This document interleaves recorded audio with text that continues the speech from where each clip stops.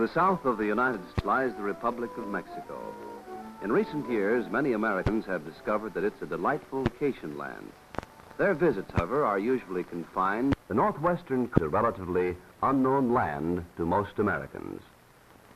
Northern Mexico is an arid semi-desert region, which is a continuation of our southwestern by the long, narrow peninsula, Baja California. Baja California means Lower California.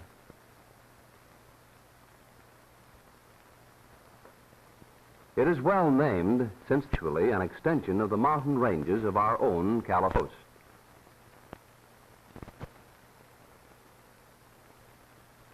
It stretches for 750 miles south of the border as a rugged, barren desert country with little water or green grass. Most of the coastal towns have no roads at all. Their highway is the sea. The warm waters of the Pacific also provide excellent fishing grounds for tuna, swordfish, and yellowtail.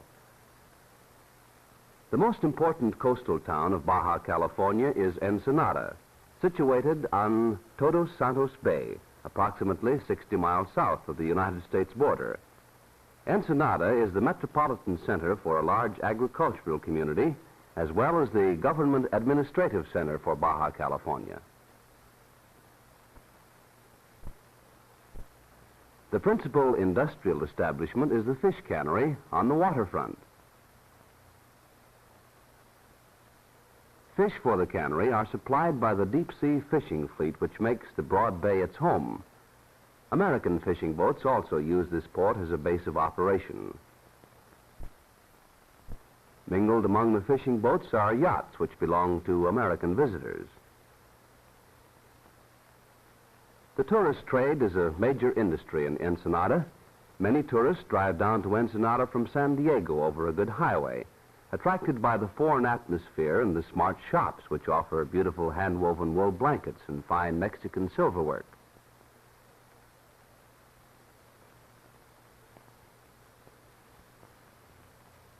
For those who wish to spend a weekend or a vacation here, Ensenada offers luxurious resort accommodations, such as this palatial seaside hotel.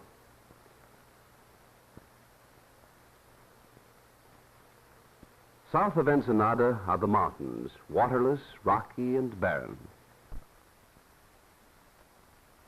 Many of these mountains are rich in mineral deposits, including gold, silver, and copper, but the absence of water and the lack of transportation has prevented any extensive mining.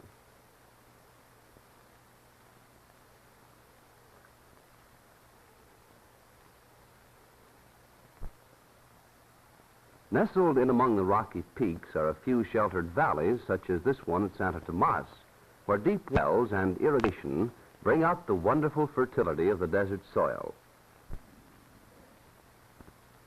Under the watchful eyes of men whose knowledge of grape growing has been handed down for generations, these vineyards produce magnificent purpose. From these grapes are made fine wines, which are famous throughout Mexico and the United States. 350 miles south of the American border is Turtle Bay. Here in the little town of San Bartolomeo is located a lobster and abalone cannery. Lobsters are caught in wooden traps set in the little coves along the rocky coast. These lobsters, which are really a type of crayfish, are found along the entire coast of Baja California. Abalone fishermen find the large shellfish clinging to the rocks on the bottom of the bay. They're gathered by divers equipped with modern diving suits of rubber, fitted with a heavy metal helmet.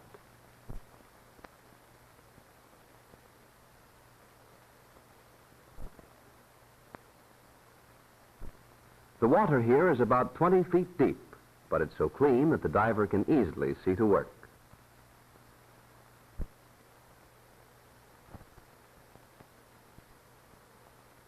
He is supplied with air through hoses that connect his helmet to a motor-driven air pump.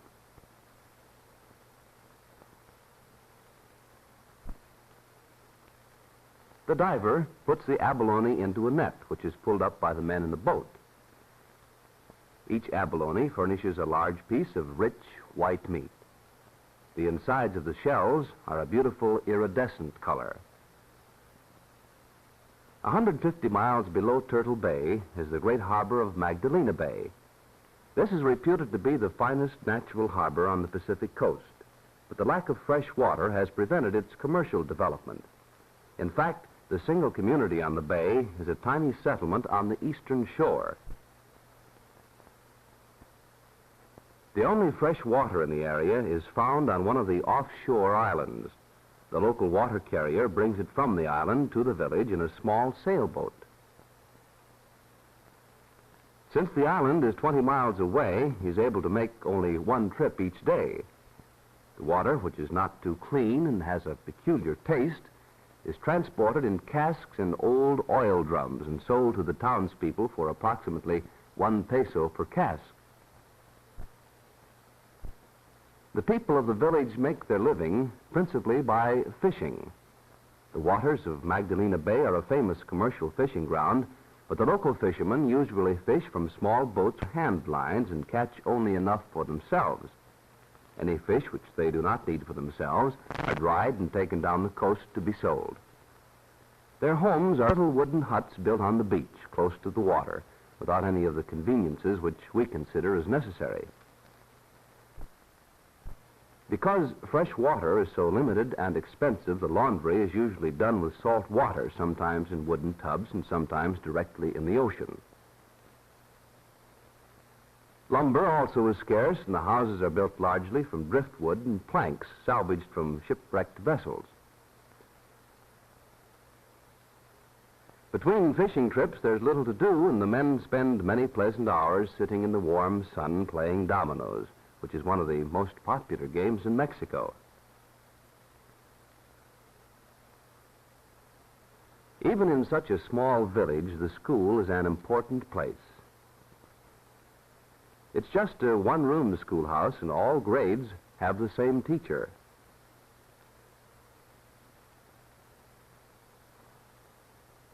The teacher is a graduate of a special government school and has been trained to teach not only reading, writing, and arithmetic, but also health and hygiene, good citizenship, and group activities.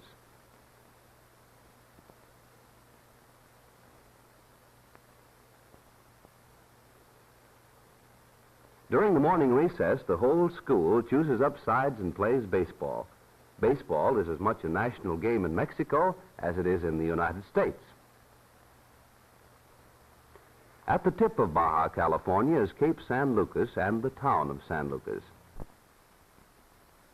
Here there is a little more rain, and the desert gives way to a country which supports a sparse vegetation of mesquite and hardy shrubs.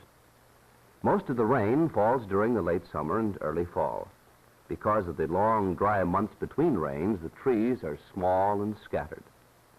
There's a fish cannery at San Lucas, and most of the people are either fishermen or work in the cannery.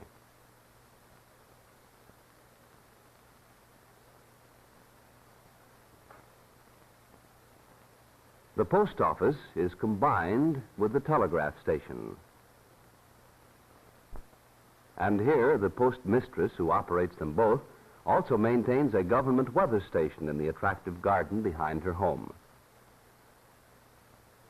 Cooking is done on wood-burning stoves, and the hunt for firewood is never-ending. This load will be sold in the market to those who do not have time to collect their own.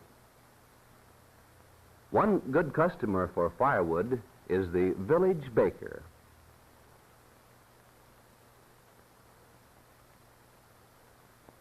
The little sweet cakes which he's making in his outdoor oven will be offered for sale in the general store.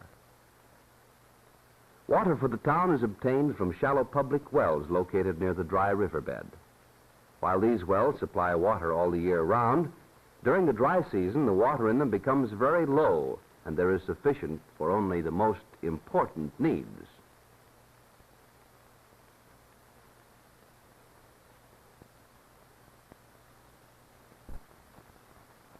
At San Lucas, automobiles again make their reappearance.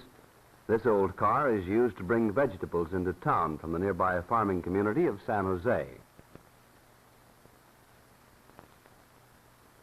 The townspeople are trading dried fish to the farmers in exchange for the vegetables.